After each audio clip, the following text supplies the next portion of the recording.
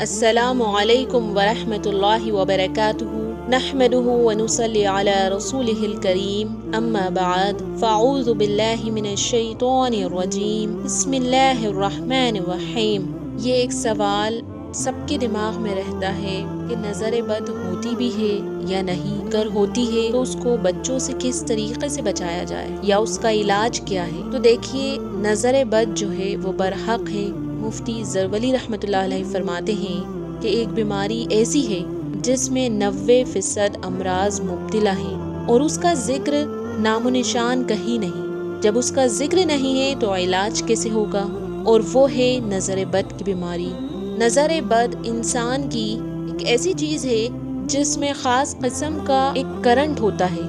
مفسرین کہتے ہیں، جو قرآن شریف کے ماہرین ہیں، کہ جس شخص کی عادت ہو کسی چیز کو بہت دیکھنا، جس کو محاورے میں کہتے ہیں بھوکی آنکھیں، اس کی آنکھوں میں یہ کرنٹ پیدا ہوتا ہے اور اس کے اثرات 3 جگہ ہوتے ہیں۔ سب سے پہلے نعمت پر ہوتا ہے، اور یہ نعمت اللہ سبحانہ و تعالی کسی کسی کو عطا کرتے ہیں، یعنی کہ بہت زیادہ کسی کو مال دے دیتے ہیں، یا علم ہوتا ہے، یا اس کے اندر کسی بھی چیز کی کوئی سی بھی خوبی، بات چیت اچھی کرنے کی خوبی، یا اس کی پرسنالٹی بہت اچھی ہو، تو بہرحال وہ کسی بھی خوبی میں مبتلا ہو جو اللہ سبحانہ و تعالی نے اس کو عطا کی ہو، دی ہو، تو اس ظالم کی بد اور تیر جیسی نگاہ میسائل کی گولی کی طرح وہ اس کو جلا دیتی ہے۔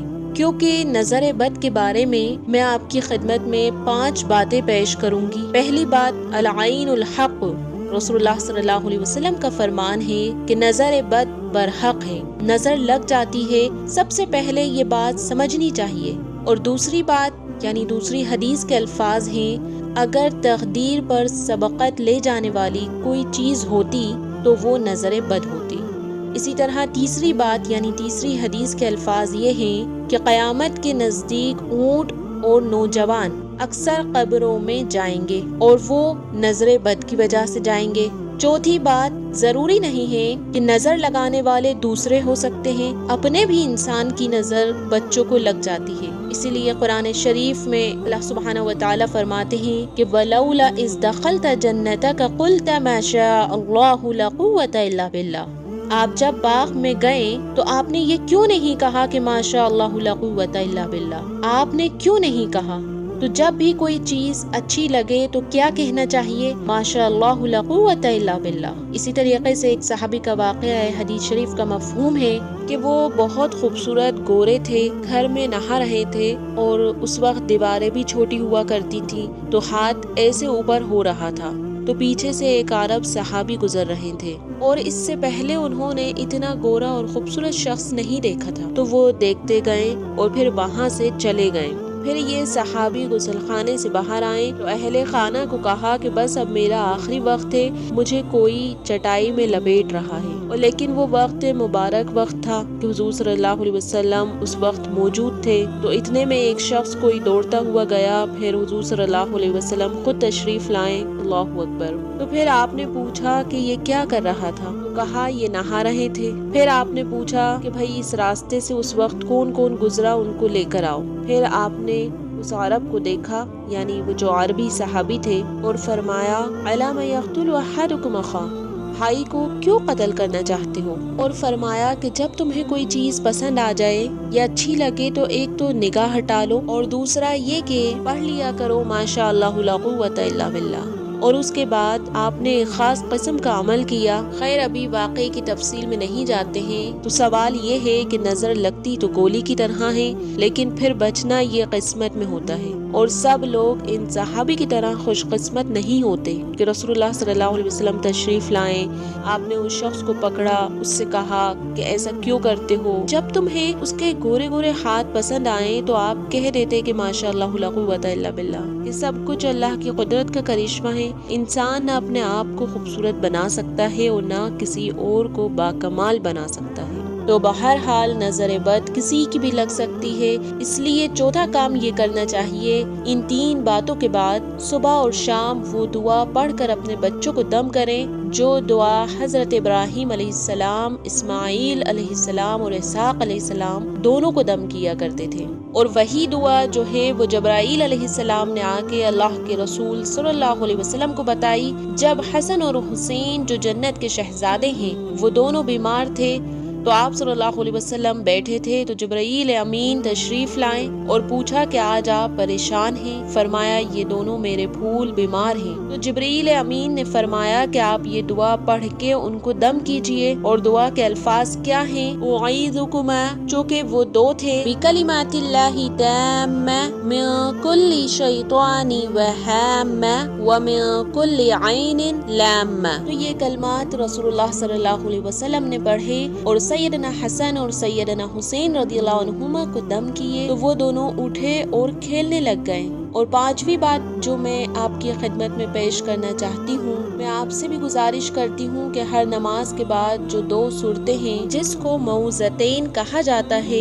جو سورۃ الفلق ہے اور سورۃ الناس ہے، اس کو پڑھنا نہ بھولیے گا، کیونکہ حدیث کا مفہوم ہے کہ عقبہ بن عمرو رضی اللہ عنہ کی روایت ہے، وہ فرماتے ہیں کہ رسول اللہ صلی اللہ علیہ وسلم نے ہر نماز کے بعد آخری 2 سورتیں پڑھنے کا مجھے حکم دیا، اور جو شخص یہ 2 سورتیں پڑھتا ہے وہ نظر بد سے بھی بچ جاتا ہے اور جادو جیسے فعل سے بھی اللہ سبحانہ وتعالی اس کی حفاظت فرماتے ہیں۔ اور ایک دعا جو آپ کو یاد ہوگی جس کو دم جبریل کا نام دیا جاتا ہے، صحیح الجامع کی روایت ہے، اللہ کے رسول صلی اللہ علیہ وسلم بیمار تھے تو جبرائیل امین آئے اور آ کے کہتے ہیں یا محمد اشتکیت، آپ بیمار ہیں؟ قال نعم، آپ نے فرمایا جی ہاں۔ تو جبرائیل امین نے کون سے الفاظ پڑھ کر دم کیے؟ وہ الفاظ یہ ہیں، بسم اللہ ارقیک، میں اللہ سبحانہ وتعالی کا نام لے کر آپ کو دم کرتا ہوں، من کل شیء یؤذیک، ہر اس چیز سے جو آپ کو تکلیف دے رہی ہے، من شر کل نفس،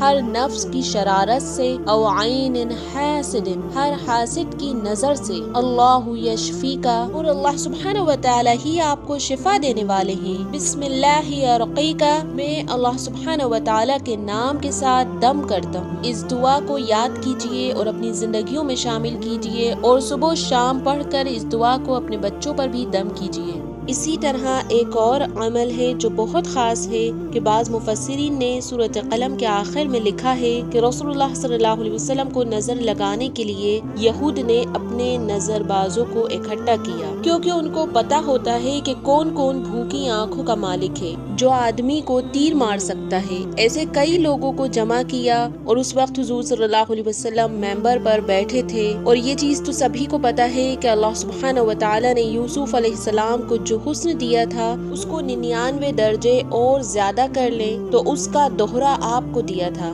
اور اس شمائل میں ہے کہ حضور اقدس صلی اللہ علیہ وسلم کے حسن کا ہر دن ایک جلوہ بڑھتا جاتا تھا، جیسے جنت الفردوس کی نعمت کا بڑھتا ہے۔ ام المومنین فرماتی ہیں کہ میں آپ کے حسن کو گھیر نہ سکی، تو بہرحال ممبر پر آپ بیٹھے تھے اور خوبصورت امامہ سر پر تھا، تو وہ جو نظر لگانے والے تھے وہ سارے لائن سے کھڑے ہو گئے اور مسلسل آپ کو دیکھتے رہے، کیونکہ نظر بازوں کی یہ علامت ہے کہ وہ نظر نہیں ہٹاتے، کیونکہ نظر ہٹانا یہ تو باکمال انسان کا کام ہے، اور وہ اس بات کو نہیں سمجھ سکتا کہ بھئی میرے مسلسل دیکھنے سے یہ شخص گر جائے گا۔ تو حضور اقدس صلی اللہ علیہ وسلم بڑے باحیا تھے، آپ نے نگاہ نیچے کی اور ممبر سے آپ اترے اور آپ نے صحابہ کو اشارہ کیا کہ مجھے لے چلو، میں چل نہیں سکتا، کیونکہ اس وقت ان پر نظر بد کا اثر ہو گیا تھا۔ تو اتنے میں سورۃ القلم کی آخری آیتیں نازل ہوئیں، فاجتباہ ربہ فجعلہ من الصالحین وان یکاد الذین کفروا لا یزلقونک بابصارہم لما سمعوا الذکر ویقولون انہ لمجنون وما هو الا ذکر للعالمین۔ اور ان آیتوں کو صبح شام پڑھنا چاہیے احتیاطاً، پہلے 3 دفعہ سورۃ الفاتحہ اور 3 دفعہ آیت الکرسی، پھر یہ آیت 3 دفعہ، اور اول آخر میں 3 دفعہ درود شریف یعنی درود ابراہیمی، اور جس پر دم دم کرنا ہو اس کو تصور کر لے، یا پھر کسی کی آپ نظر اتار رہے ہیں یا دم کر رہے ہیں تو پہلے اپنے اوپر دم کریں پھر سامنے والے پر دم کریں، تاکہ آپ بھی اللہ سبحانہ و تعالیٰ کی حفاظت میں آ جائیں اور یہ بھی کہیں کہ اے اللہ تیرے کسی بھی بندے کی نظر ہو، چاہے وہ جنات ہو یا انسان ہو، وہ مومن ہو یا کافر ہو، عورت ہو یا مرد ہو، ہری آنکھوں والا ہو یا کالی آنکھوں والا، اپنا ہو یا پرایا ہو، محبت والا ہو یا بغض والا، خیر خواہ ہو یا بد خواہ، ارادتاً کیا ہو یا بغیر ارادے کے، کہ اے اللہ سبحانہ و تعالیٰ آپ کے نام کی برکت سے اس مریض کو صحت عطا فرما دیں، انشاءاللہ اس پر سے نظر بد کا اثر اللہ کے حکم سے فوراً ختم ہو جائے گا۔ تو یہ بہت ہی پیارا عمل ہے، اس عمل کو اپنی زندگیوں میں شامل کیجیے۔ جزاکم اللہ خیراً۔